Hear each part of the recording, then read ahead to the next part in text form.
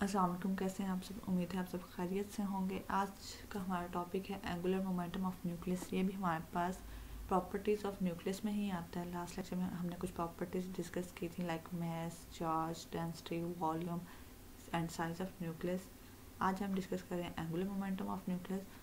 जिस तरह से हमारे पास इलेक्ट्रॉनिक एंगुलर मोमेंटम होता है किसी भी एटम का, जब हम कंसिडर करते हैं तो हम इलेक्ट्रॉन्स के बिहाफ पे करते हैं। तो उसी तरह से हमारे पास जब हम न्यूक्लियस की बात करते हैं, इसमें हमारे पास न्यूक्लियस मिलकर बना होता है प्रोटॉन्स एंड न्यूट्रॉन्स से। और प्रोटॉन और न्यूट्रॉन दोनों हमारे पास क्या है, हाफ इंटरेक्ट, इनकी स्पिन क्या होती है 1/2 होती है। ठीक है। और इसी तरह से जब हम न्यूक्लियर मॉडल्स की बात करते हैं, शेल मॉडल हमारे पास है, उसके अकॉर्डिंग हमारे पास न्यूक्लियस में सेंट्रल पोटेंशियल फील्ड होती है। और जब हम इसको सॉल्व करते हैं अकॉर्डिंग टू श्रोडिंगर इक्वेशन, तो हमारे पास एजिमुथल क्वांटम नंबर्स आते हैं लाइक जो ये बताते हैं कि हमारे पास न्यूक्लियस में ऑर्बिटल एंगुलर मोमेंटम भी होता है। ठीक है। तो न्यूक्लियस हमारे पास क्या होता है, इसमें हमारे पास ऑर्बिटल एंगुलर मोमेंटम और स्पिन एंगुलर मोमेंटम दोनों होता है न्यूक्लियस में। और न्यूक्लियस को हम as a singular particle consider करते हैं। अब अगर हम स्पिन एंगुलर मोमेंटम, टोटल जो नेट एंगुलर मोमेंटम है, वो हमारे पास क्या होगा, sum of spin and orbital angular momentum. और ओवरऑल उसे हम न्यूक्लियस में जितने प्रोटॉन और न्यूट्रॉन एंड जितने भी न्यूक्लियस होंगे उन सब का समेशन लेंगे फॉर ऑर्बिटल एंड स्पिन दोनों के लिए। ठीक है। तो अगर हम इसकी मैग्नीट्यूड को एक्सप्लेन करना चाहें तो हमारे पास क्या है, I is equal to I into I plus 1 half एज का। ठीक है, ये जो हमारे पास वैल्यू है। उसके बाद फर्दर हमारे पास क्या है, Y is the total angular momentum of quantum number. Again वही हमारे पास I total orbital plus spin angular momentum का सम है, और इसे हम न्यूक्लियस स्पिन का नेम देते हैं। और उसके बाद अगर हम इसको डिफाइन कर सकते हैं फॉर नंबर ऑफ प्रोटॉन्स और न्यूट्रॉन्स के अकॉर्डिंग न्यूक्लियस स्पिन को, कि हमारे पास नंबर ऑफ प्रोटॉन्स इवन है या ऑड है, या number of neutrons, total number of nucleons even है या ऑड है। इस चीज़ को बहुत ज़्यादा अफेक्ट करता है न्यूक्लियस स्पिन को। लाइक हमारे पास यहाँ पे if the mass number A is odd, अगर हमारे पास एटॉमिक मास ऑड है और प्रोटॉन नंबर इवन या ऑड में से कोई एक है, तो उस केस में हमारे पास स्पिन की वैल्यू क्या होगी, वो हमारे पास हाफ इंटेग्रल होगी। हमारे पास स्पिन की वैल्यू जो होती है यूजली वो हमारे पास डिफरेंट होती है, 0, 1, 1/2, 3/2, 3, हमारे पास इस तरह से हमारे पास वैल्यूज होती हैं। तो हमारे पास अगर मास नंबर जो हमारे पास टोटल नंबर ऑफ न्यूक्लियॉन्स हैं वो हमारे पास ऑड है, और हमारे पास नंबर ऑफ प्रोटॉन इवन या ऑड है, जैसे यहाँ पे हमारे पास प्रोटॉन है तो हमारे पास मास नंबर भी ऑड है और प्रोटॉन नंबर भी ऑड है। ठीक है। इसी तरह से अगर हम कार्बन की बात करें तो हमारे पास इसमें क्या है, एटॉमिक मास हमारे पास 13 है और एटॉमिक नंबर 6 है। तो ये हमारे पास ऑड और ये हमारे पास इवन 19 एटॉमिक मास भी ऑड और एटॉमिक नंबर भी ऑड है। ठीक है। तो इस केस में हमारे पास जो स्पिन होगी वो हाफ इंटेग्रल होगी, लाइक 1/2, 3/2, 5/2 हाफ इंटेग्रल हमारे पास आएगी। और अगर हमारे पास मास नंबर इवन है और एटॉमिक नंबर ऑड है, ठीक है, तो उस केस में हमारे पास जो स्पिन की वैल्यू आएगी आई, न्यूक्लियर स्पिन जो होगी वो हमारे पास क्या होगी, इंटेग्रल वैल्यू।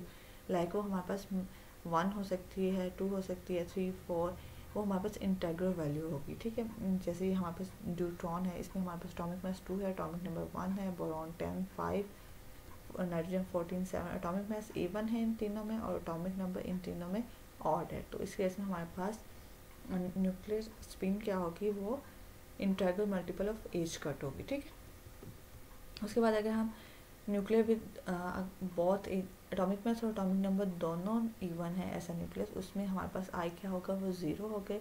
न्यूक्लियर स्पिन हमारे पास 0 होगी, कार्बन 12, 6, ऑक्सीजन 16, 8। तो ये हमारे पास क्या है कि हमारे पास 3 पॉसिबिलिटीज़ होती हैं। एक हमारे पास क्या होती है, एटॉमिक मास के लिए एटॉमिक मास ऑड है और प्रोटॉन हमारे पास कोई भी हो सकते हैं, या इवन हो सकते हैं या ऑड हो सकते हैं। उस केस में हमारे पास हाफ इंटेग्रल होगी न्यूक्लियर स्पिन की वैल्यू।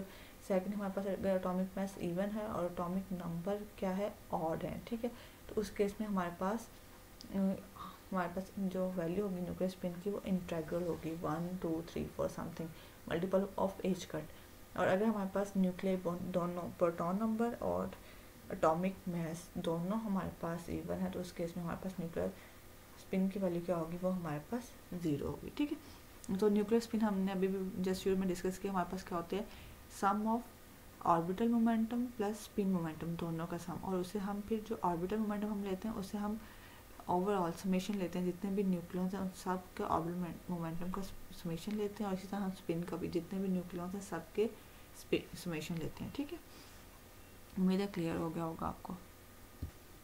जी नेक्स्ट हमारे पास है magnetic moment of a nucleus. So essentially when a particle has intrinsic charge as well as associated magnetic moment as an as angular momentum, हमारे पास जब भी हम किसी पार्टिकल की बात करते हैं और वो चार्ज पार्टिकल और उससे एसोसिएट कुछ एंगुलर मोमेंटम भी हो तो उसके साथ उसका कुछ ना कुछ मैग्नेटिक मूवमेंट भी होता है। लाइक अगर हम इलेक्ट्रॉन की बात करते हैं, इलेक्ट्रॉन हमारे पास न्यूक्लियस के ग्रेविटेशन मोशन में होते हैं, वो चार्ज पार्टिकल है और उनका एंगुलर मोमेंटम भी होता है, तो वो कुछ ना कुछ मैग्नेटिक मूवमेंट भी पॉज करते हैं। ठीक है, तो मैग्नेटिक मूवमेंट जब इलेक्ट्रॉन रिवॉल्व कर रहे होंगे तो बेसिकली वो करंट जनरेट कर रहे होंगे, तो मैग्नेटिक मूवमेंट हमारे पास क्या है, current product of current flowing in a circular orbit having area A. ठीक है, वो हमने कंसिडर किया कि इलेक्ट्रॉन हमारे पास मूव कर रहे हैं अराउंड न्यूक्लियस, इसे हम कहते हैं मैग्नेटिक डायपोल मूवमेंट।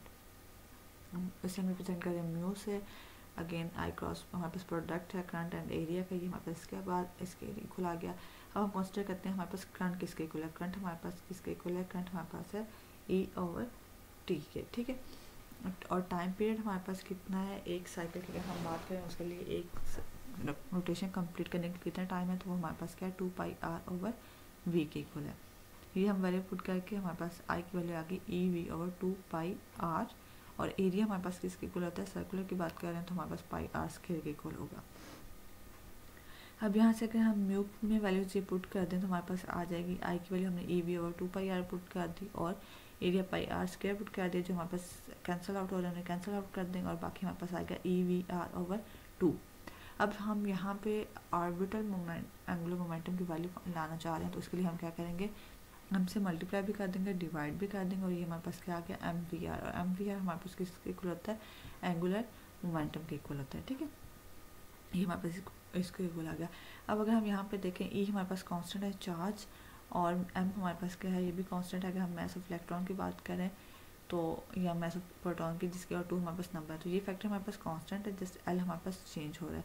तो हमारे पास क्या है कि वही जो हमने बात की थी कि हमारे पास मैग्नेटिक मोमेंट ऑर्बिटल मोमेंटम या एंगुलर मोमेंटम हम कह लें, उस पर डिपेंड कर रहा है, ये डायरेक्टली प्रोपोर्शनल है उसके, प्रोपोर्शनल टू दिस।